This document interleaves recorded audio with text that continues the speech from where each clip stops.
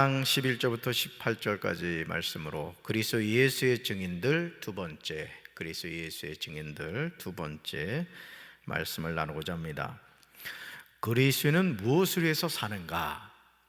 누군가 여러분에게 이렇게 물으신다면 여러분은 이 질문에 관하여 뭐라고 대답하시겠습니까? 당신은 그리스도인이라고 하는데 그리스도는 무엇을 위해서 사는가? 제가 이 질문을 드린 것은 여러분의 의견을 듣고 싶어서가 아닙니다. 우리 주 예수 그리스도께서 우리에게 나에게 원하시는 그리스도인의 정체성이 무엇인가 하는 사실 때문에 드린 질문입니다. 그리스도는 누구지? 그리스도인의 정체성은 뭐지? 이걸 우리가 한번 살펴보자는 거죠. 많은 사람이 자신을 향하여 그리스도인이라고 대답합니다. 하지만 그의 삶을 살펴보면 조금도 그리스도인의 향기가 없는 것을 보게 됩니다. 삶의 실천이 없다는 뜻이죠. 우리는 이런 사람들을 향하여 명목상 그리스도인이라고 말합니다. 즉 이름만 그리스도인이라는 뜻입니다. 사도행전 1장 8절에서 예수님은 그리스도인의 정체성에 관하여 말씀하셨습니다. 이 암송하셔야 될 말씀이에요. 같이 읽습니다. 오직 성령이 너에게 임하시면 너희가 권능을 받고 예루살렘과 온 유대와 사마리아와 땅끝까지 이르러 내 증인이 되리라 하시니라. 아멘.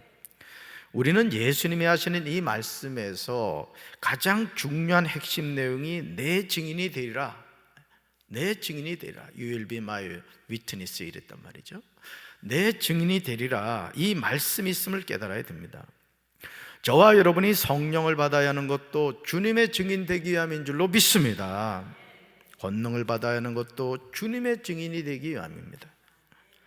예루살렘으로 가고 온 유대로 가고 사마리아로 가고 땅끝까지 가는 이유도 결국에는 뭐 때문이다? 주님의 증인이 되기 위함인 거라는 거죠. 할렐루야. 그런데 성령을 받았으나 주님의 증인이 아닙니다. 권능은 받았으나 주님의 증인이 아닙니다. 예루살렘으로 가고 온 유대로 가고 사마리아로 가고 땅끝까지 갔는데도 증인이 되지 못한 이들이 많습니다. 왜 주님의 증인이 되겠다고 주님이 주신 성령을 받고 권능을 받고 원근 각처로 가는데도 주님의 증인이 되지 못하는 것일까요? 우리는 오늘 이어지는 그리스도 예수의 증인들을 통해서 그 사실을 깨닫게 됩니다. 이들의 삶의 발자취가 저와 여러분이 어떻게 그리스도 예수의 증인된 삶을 살 수 있는지에 관한 안내를 해줄 것입니다. 그렇습니다. 그리스도 예수의 증인은 태어나는 것이 아닙니다. 따라서 길러지는 것입니다. 만들어지는 것입니다. 아멘. 삶이 없는 사상은 공허하듯이 실천이 없는 삶은 위선에 불과합니다. 주님의 말씀을 잘 들으시기 바라요. 같이 읽습니다. 믿음은 바라는 것들의 확신이요 보이지 않는 것들의 증거입니다. 선조들은 이 믿음으로 살았기 때문에 훌륭한 사람으로 증언되었습니다. 아멘. 참된 믿음은 우리 삶의 바탕이 되는 거예요. 우리 삶의 증거가 되는 줄로 믿습니다. 좋은 증언을 받습니다. 오늘 계속해서 그리스도 예수의 증인 다섯 번째부터 한번 살펴보도록 하겠습니다. 첫째, 같이 읽습니다. 그리스도 예수의 증인 유수도라고 하는 예수입니다. 아멘. 성경에서 유수도에 관하여 기록된 말씀은 없습니다. 다만 유수도라는 이름은 정의라는 뜻의 로마식 이름으로 유대교로 개종한 이방인들이나 율법에 충성을 맹세한 유대인들이 즐겨 사용하는 이름이었습니다. 골로새서에서 유수도에 관하여 할례당이라고 언급하고 있는 점으로 보아 그는 유대인으로 여겨집니다. 그리고 예수란 여호수아란 히브리 이름을 헬라식으로 발음한 거예요. 그러니까 예수 하면 헬라식 발음, 여호수아 하면 히브리식 발음이다, 이렇게 보시면 되는 거예요. 이들 이름은 바울 당시 흔한 이름이었는데 아마도 이 사람의 이름은 예수이고 유수도라는 별명이 있었던 것 같습니다. 바울은 11절 상반절에서 그들은 할레파이나라는 표현을 사용하고 있습니다. 즉 그들은 앞에서 언급했던 아리스다고, 마가, 유수도라 하는 예수를 지칭하는 것입니다. 그런데 11절 하반절에서 다음과 같이 기록하고 있음을 보게 되죠. 같이 읽습니다. 이들만은 하나님의 나라를 위하여 함께 역사하는 자들이니 이런 사람들이 나의 위로가 되었느니라. 아멘. 골로새서 4장 11절 내용을 쉬운 성경 번역을 통해서 보면 다음과 같습니다. 같이 읽습니다. 유대인 가운데 하나님의 나라를 위해 이곳에서 나와 함께 일하는 자들은 이 사람들 뿐입니다. 이들은 내게 참으로 큰 위로가 되고 있습니다. 아멘. NLT 성경을 보면 바울은 이들을 향하여 마이코 워커스라고 표현하고 있습니다. 당시 유대인으로서 기독교로 개종한 사람들은 많았습니다. 하지만 참으로 하나님 나라를 위해 함께 역사하는 사람들은 바울 주위에 많지 않았다는 거예요. 그러니까 여러분, 오늘 우리도요, 이 신앙생활 하면서 제가 늘 여러분들에게 드리는 말씀처럼 명목상의 그리스도인이 될 거냐, 진짜 그리스도인이 될 거냐는 별개의 문제라는 거예요. 저는 우리 사랑하는 성도 여러분들이 껍데기만 예수 믿는 척 하는 게 아니라 여러분의 삶 자체가 그리스도인으로서의 삶이 되기를 주님의 이름으로 축원합니다. 주님의 이름으로 축원합니다. 오늘도 이런 모습은 동일하게 일어납니다. 그들 중 겨우 골로새서 4장에서 언급한 몇 사람만이 동역자로 신실하게 일하였으며 그것이 같은 유대인인 바울에게 작은 위로가 되었던 거예요. 그러니까 주님의 일을 할 때도요, 사실은요, 이 담임 목사도 그렇더라고요. 제가 이렇게 담임 목사가 돼서 교회를 이렇게 이끌어가면서 어떤 사람들이 위로가 되느냐, 담임 목사가 어떤 일을 할 때 같이 와서 협력해 주는 거예요. 협력해 줘. 아, 그때는 지나가는 강아지도 반갑더라고. 도와주지 않아도 와서 얼쩡거리면은 그게 힘이 되는 거야. 여러분, 주님의 몸된 일을 할 때 여러분 구경꾼이 되지 말고 참여자가 되시기 바라요. 할렐루야. 요한복음 6장 67절에서 예수님도 예수님의 말씀을 듣고 떠나는 무리를 보시면서 12제자에게 이렇게 물으셨죠. 너희까지도 떠나가려 하느냐? 이렇게 물으셨어요. 다 떠났단 말이에요. 왜? 예수님한테 실망한 거예요. 아니, 이 사람 의지하면 뭔가 한 자리 할 줄 알았는데 맨날 죽는다는 얘기만 하고 십자가에 달려 죽는다는 얘기하니까 누가 좋아하겠습니까? 다 떠나가니까 예수님이 제자들에게 얘기한 거죠. 너희까지도 떠나가려느냐? 여러분은 지금 주님의 동역자십니까? 너무 질문이 심오해서 대답을 못하죠. 다시 묻겠습니다. 여러분은 지금 주님의 동역자십니까? 여러분 지금 담임 목사의 동역자이십니까? 바울 당시 많은 사람이 기독교로 개종은 하였으나 그들이 하나님의 나라를 위한 동역자가 되지 못했듯이 오늘도 주님의 동역자가 아닌 대적자가 되어 사는 이들이 우리 주위에 많이 있습니다. 로마 시대도 여러분 기독교가 국교가 됐잖아요. 콘스탄틴 그 황제 때. 그랬더니 많은 사람들이 입신양명을 위해서 기독교인이 된 거예요. 그러니까 예수를 믿기 위해서 기독교인이 된 게 아니라 성공을 위한 하나의 디딤돌로 개종을 한 거예요. 이 가짜죠, 가짜.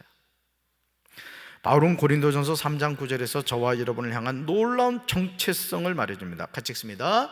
우리는 하나님의 동역자들이요 너희는 하나님의 밭이요 하나님의 집이니라. 아멘. 저는 저와 여러분이 하나님의 동역자들인 줄로 믿습니다. 하나님의 밭인 줄로 믿습니다. 하나님의 집인 줄로 믿습니다. 쓰임받는 동역자 되시길 주님의 이름으로 축원합니다. 자, 두 번째 같이 읽을까요? 그리스도 예수의 증인 에바브라입니다. 아멘. 바울은 에바브라를 그리스도 예수의 종이라고 소개합니다. 누구의 종요? 그리스도 예수의 종. 그런데 이것은 바울이 자신을 소개할 때 종종 사용하는 예수 그리스도의 사도라는 표현입니다. 그리고 이 표현을 바울이 타인에게 사용한 경우는 에바브라와 디모데뿐이었다는 거예요. 그러니까 자신을 표현할 때 사용했던 표현을 자신의 동역자인 에바브라에게 표현하고 있다. 뭘 의미하죠? 나의 아주 신뢰하는 동역자다, 이런 뜻이죠. 그만큼 에바브라는 신실하고 충성스러운 신앙의 일꾼이었던 거예요. 계속해서 오늘 골로새서 4장 12절에서 너에게서 온 에바브라라는 기록을 보게 됩니다. 즉 에바브라는 골로새 출신이었던 겁니다. 그는 골로새 사람으로 골로새 교회를 창설한 사람으로 알려져 있습니다. 그렇다면 에바브라는 골로새 교회를 어떻게 섬겼을까? 그는 어떤 예수 그리스도의 증인이었을까요? 정말 궁금한 부분이죠. 바울은 12절로 13절에서 에바브라에 관하여 세 가지를 칭찬하고 있음을 보게 됩니다. 여러분 성경 보세요. 에바브라에 관하여 세 가지를 칭찬하고 있어요. 첫째 칭찬은 뭐예요? 성도들이 완전하게 되고 하나님의 모든 뜻에 확신을 가지고 서기를 기도하였다는 거예요. 둘째 칭찬은 뭐냐? 성도를 위하여 늘 애쓰고 있다는 거예요. 누가? 에바브라가. 셋째 칭찬은 뭐예요? 많이 수고하였다는 거예요. 누가요? 에바브라가. 바울은 이 사실을 자신의 서신에서 증언하고 있습니다. 우리는 바울을 통해 에바브라가 골로새 교회에서 어떤 헌신의 삶을 살았는가를 볼 수 있습니다. 에바브라는 따릅시다. 기도하는 지도자였습니다. 기도하는 지도자였습니다. 여러분 그리스도 예수의 좋은 동역자는 첫째도 둘째도 마지막도 뭐 하는 지도자가 된다? 기도하는 지도자가 돼야 돼요. 저는 우리 교회가 기도하는 교회가 돼야 될 줄로 믿습니다. 담임 목사도 깨어 기도하고 장로님들, 권사님들, 집사님들, 성도님들 그냥 모이면 기도하는 거예요. 그냥 막 기도의 불이 막 활활 타오르는 거야. 그냥 생고구마 가져와도 가지고 돌아갈 땐 익은 고구마가 돼야 돼. 그래서 우리 군고구마 좀 팔자고. 할렐루야. 이게 여러분, 이게 저도 이렇게 모태신앙으로 자라서 이렇게 신앙생활을 합니다만은 우리 신앙생활을 하면서요 제일 중요한 게 뭐냐? 정말 성령 충만한 거예요. 아멘. 그러니까 성령에 취해서 살아야 된다고. 그냥 여러분 술 취한 사람 봤지? 술 취한 사람 보면요 겁나는 게 없습니다. 막 지구하고도 싸워. 막 지구를 번쩍번쩍 들어. 그냥 전봇대하고도 막 한번 해볼래? 전봇대하고도 싸워. 왜? 술 기운에 그런다고. 근데 예수 믿는 사람은 성령 기운에 취해 살아요. 할렐루야. 아멘. 에바브라는 성도를 위해서 애쓰는 지도자였습니다. 따라합시다. 애쓰는 지도자가 되자. 아멘. 신실한 하나님의 종 에바브라는 항상 힘을 다해 골로새 교인들을 굳세 믿음과 확고한 신앙의 지식 가운데 있도록 하나님께 기도하고 간구했던 거예요. 그리스도 예수의 증인은 기도의 사람입니다. 그리스도 예수의 증인은 애쓰는 사람이에요. 그리스도 예수의 증인은 많이 수고하는 사람입니다. 왜? 하나님의 은혜를 깨닫기 때문에. 내가 하나님의 자녀가 되었어. 하나님이 나를 장로로 불러줬어. 감사해가지고 그 주신 사명을 잘 감당하는 거예요. 할렐루야. 이런 것뿐만 아니라 에바브라는 바울로부터 복음을 듣고 개종한 뒤 라오디게아에 있는 자들과 히에라볼리에 있는 자들을 위하여 온 정열을 다해 복음을 전파하고 교회를 세운 것으로 여겨집니다. 우리 사랑하는 성도들 물권의 복 받게 되실 주님 여러분 축원합니다. 그래가지고 말이야 교회도 하나씩 척척 지어내고 말이야. 목사님 어느 선교지에 제가 교회 하나 짓고 싶습니다. 사실은 좀 아프리카나 이런 그 지역은요 한 600만 원, 1000만 원이면 교회 하나 짓습니다. 홍성에서도 네팔에다가 그 교회를 하나 지었거든요. 그 여러분 한번 생각해봐요. 열심히 일해가지고 번 돈을 가지고 내가 교회를 하나 짓는다. 그 교회가 없어지겠습니까? 그 교회를 통해 영혼들이 구원받는다 생각해봐. 자손대대로 하나님이 복 주실 줄로 믿습니다. 아멘. 세 번째 볼까요? 같이 읽습니다. 그리스도 예수의 증인 누가입니다. 아멘. 누가는 의사로서 바울의 3번에 걸친 전도 여행에 동행하며 바울의 건강을 돌봐주었어요. 또한 숨은 봉사자로서 많은 하나님의 일을 하였습니다. 그리고 그는 문학적으로 뛰어난 재주를 가지고 있어서 사도들의 행적을 생동감 있게 서술하여 후대에 남겼습니다. 실제로 누가는요 성경 2권을 썼는데 뭐죠? 누가복음과 사도행전을 기록하였습니다. 바울은 오늘 14절에서 그를 향하여 사랑을 받는 의원이라고 표현하고 있습니다. 사랑을 받는 의원. 그리스도 예수의 증인은 다른 형제들에게 사랑을 받습니다. 다른 지체에게 필요한 존재가 됩니다. 저는 여러분들이 사랑받고 필요한 존재가 되길 주님의 이름으로 축원합니다. 어떻게 보면 누가는 바울의 그늘에 가려진 존재였을 수도 있습니다.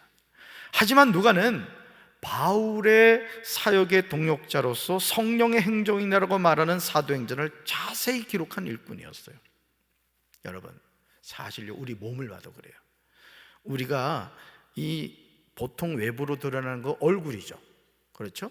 얼굴.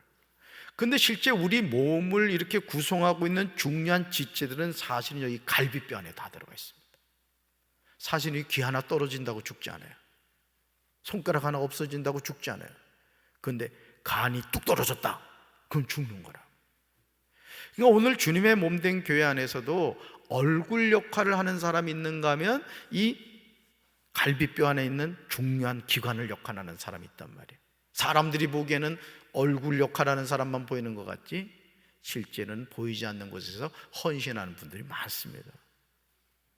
이번에 특별 새벽 기도할 때도 차량 운행으로, 차량 안내로, 또 방송실에서 또 예배 안내로, 여러분 그분들이 수고가 얼마나 큽니까? 사실은 저는 여러분들이 보이지 않는 곳에서 쓰임받는 분들이 되기 바라요. 우리 교회는 그런 성도들이 많아야 돼. 아멘. 누가가 기록한 성경은 사도행전으로 끝이 아니죠. 누가복음을 통해서 예수님의 사역에 대한 소중한 기록을 남긴 사람이에요. 그래서 사실 여러분이 성경을 읽을 때요, 누가복음을 읽고 사실은 요한복음을 건너뛰고 바로 사도행전으로 가면 쫙 연결이 됩니다. 그래서 누가복음과 사도행전에 많이 나오는 낱말이 뭘까요? 성령입니다. 성령. 그래서 누가복음에도 그냥 성경을 읽으면 막 가슴이 뜨거워져. 그냥 다 성령 충만해. 그냥 막 성령. 그만큼 이 누가가 의사였지만은 가슴이 뜨거운 사람이었다는 얘기예요. 저 우리 사랑하는 성도 여러분들이 가슴이 뜨거운 성도들이 되길 바라요. 성령이 막 그냥 이글이글하는 성도들 되길 바라요. 할렐루야. 그리스도 예수의 증인은 결코 편향적이지 않습니다. 자신의 위치에서 묵묵히 주님의 일을 감당해 가는 거예요. 자, 네 번째 같이 읽습니다. 그리스도 예수의 증인 데마입니다. 아멘. 데마에 관하여 기록한 성경의 내용은 없습니다. 다만 디모데후서 4장 10절을 보시면 바울은 다음과 같이 증언하고 있죠. 같이 읽습니다. 데마마저 내게서 떠나가 버렸습니다. 그는 이 세상 향락에 대한 미련을 버리지 못해 데살로니가로 가버렸습니다. 아멘. 너무나 충격적인 사실은 그리스도 예수의 증인이었던 데마는 믿음이 연약해져서 세상을 사랑하여 바울을 버리고 데살로니가로 떠난 것으로 기록되어 있습니다. 그렇다면 성경은 왜 믿음을 떠난 데마를 기록하고 있는 것일까요?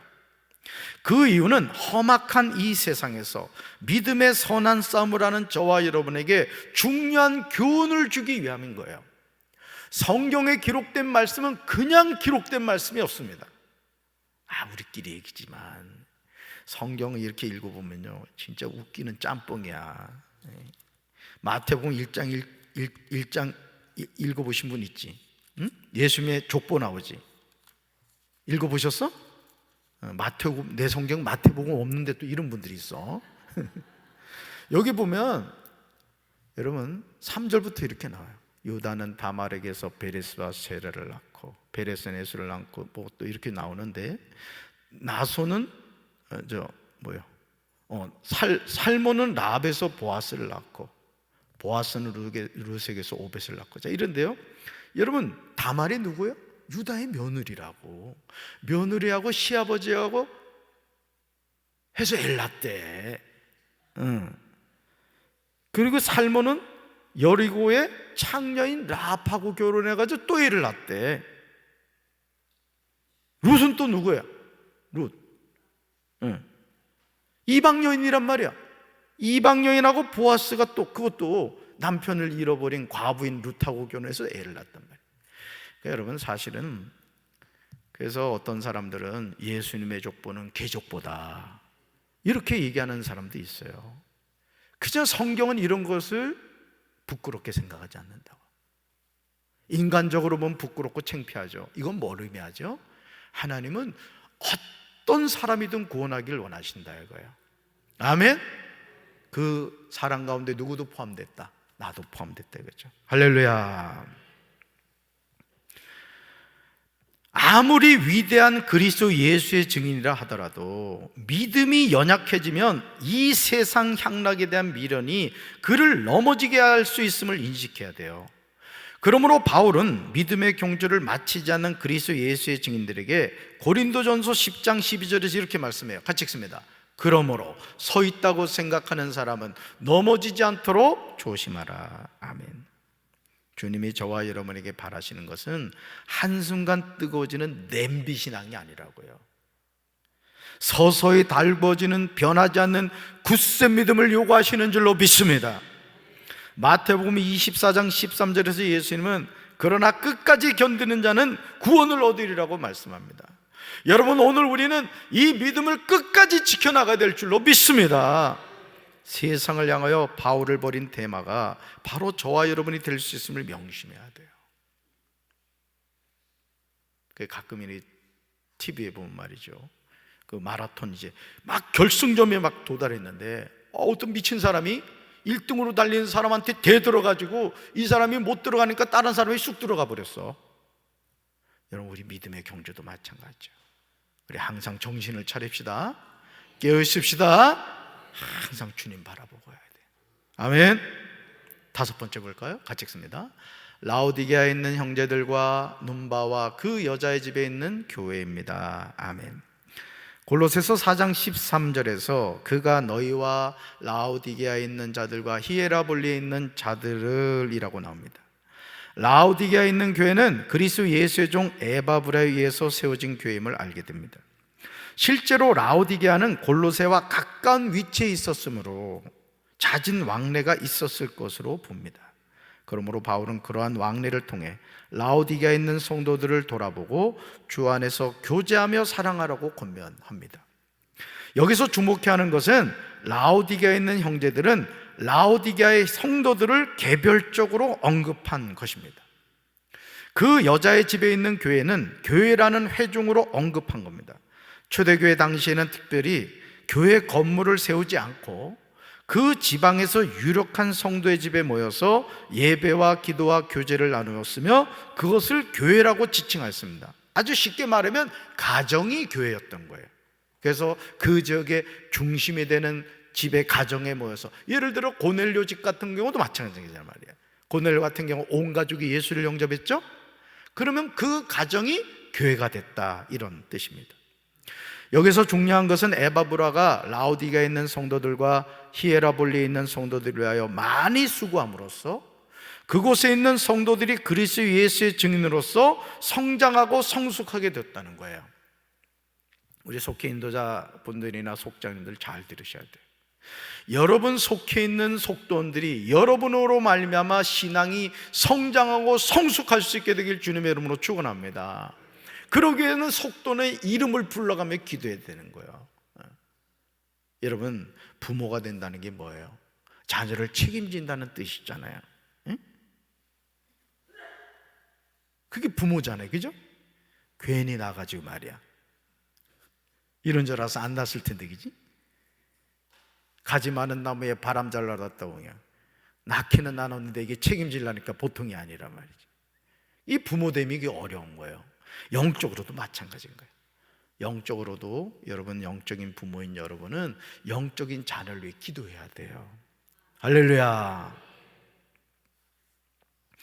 에바브라의 거룩한 헌신은 예수님의 지상명령인 마태복음 28장 19절로 20절 말씀에 관한 구체적인 실천인 것을 보게 됩니다. 같이 읽습니다. 그러므로 너희는 가서 모든 민족을 제자로 삼아 아버지와 아들과 성령의 이름으로 세례를 베풀고 내가 너희에게 분부한 모든 것을 가르쳐 지키게 하라. 볼지어다 내가 세상 끝날까지 너희와 항상 함께 있으리라 하시니라. 아멘. 예수 그리스도를 영접함으로 죄에서 구원을 받은 예수님의 제자는 또 다른 제자를 잉태합니다. 이것이 주님의 궁극적으로 우리에게 요구하시는 제자도에 따릅니다. 제자도, 제자의 도리란 뜻이에요.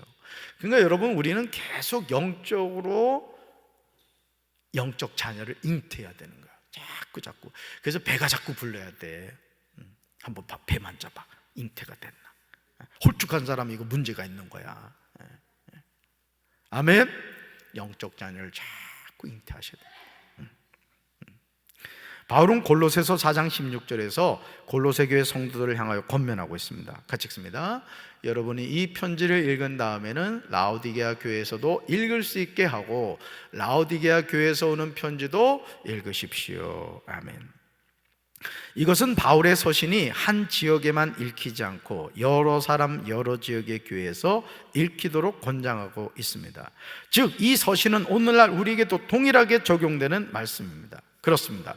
그리스도 예수의 증인은 하나님의 말씀을 읽습니다. 따라합시다. 그리스도 예수의 증인은 하나님의 말씀을 읽습니다. 아멘.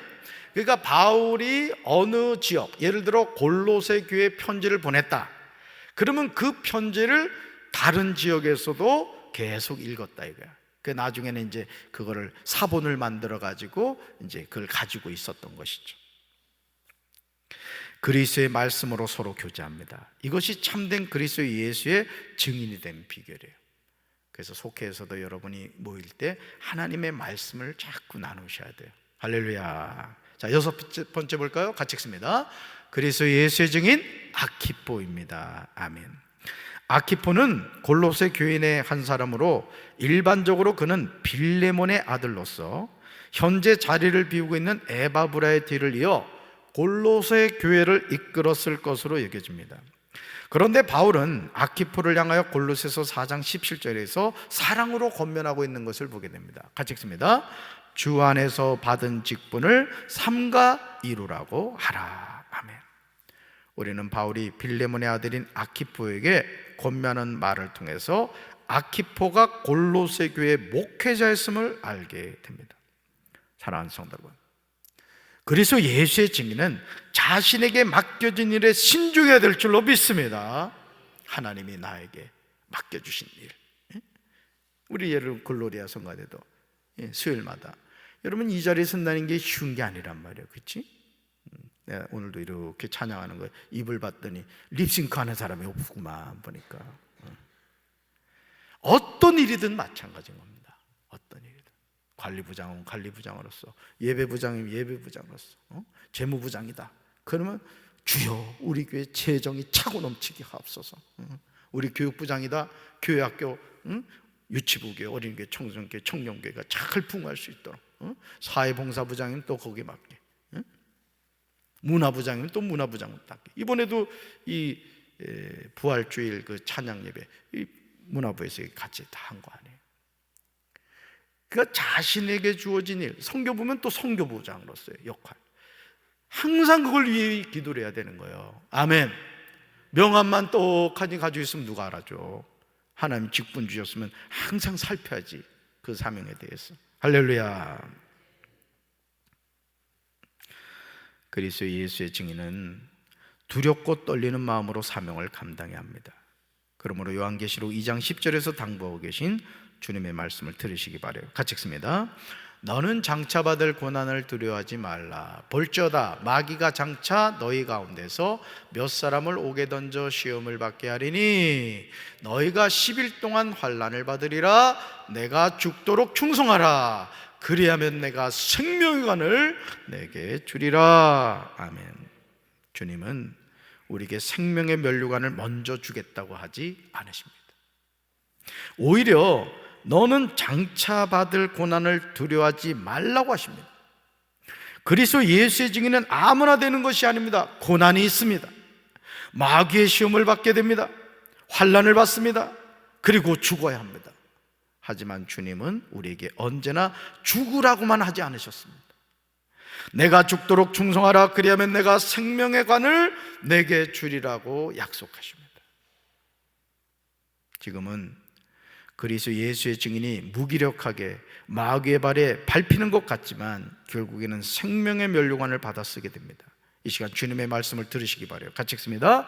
주께서 내 원수의 목전에서 내게 상을 차려주시고 기름을 내 머리에 부으셨으니 내 잔이 넘치나이다. 아멘. 주님을 바라보는 자, 주님을 위해 인내하는 자, 주님이 놀라운 상을 베풀어 주실 줄로 믿습니다. 마귀와의 영적 싸움으로 상처투성인 나를 위해 주님이 친히 치료의 기름을 발라주실 것입니다. 주님께서 맡기신 일에 믿음으로 충실히 잘하시길 주님의 이름으로 축원합니다. 여러분, 하나님 앞에 섰을 때 개털모자 쓰는 것도 감사하겠지만 이왕이면 금면류관을 받아 쓰시기 바라요. 예. 오늘 그 신성조 목사님 내가 본 지옥과 천국 다 읽었거든요. 거기 보니까 천국갓들이 12단계로 있더라는 거예요. 12단계로. 그러니까 여러분, 성경의 원리는 뭐냐? 심은 대로 거둡니다. 이걸 잘 기억하셔야 돼요. 내가 100평의 농사를 지면 100평의 열매를 거두는 거고 1000평의 농사를 지면 1000평, 10,000평이면 10,000평인 겁니다, 여러분. 저는 우리 성도 여러분들이 하나님께 많이 심으시길 바라요. 물질로도 시간으로도 무엇으로도 하나님을 위해서는 아끼지 마시기 바라요. 할렐루야. 바울은 골로새에서 말씀을 마무리하면서 18절에서 다음과 같이 강구하고 있어요. 같이 읽습니다. 나 바울이 친필로 문안합니다. 내가 갇혀 있음을 기억하십시오. 은혜가 여러분의 있기를 빕니다. 아멘.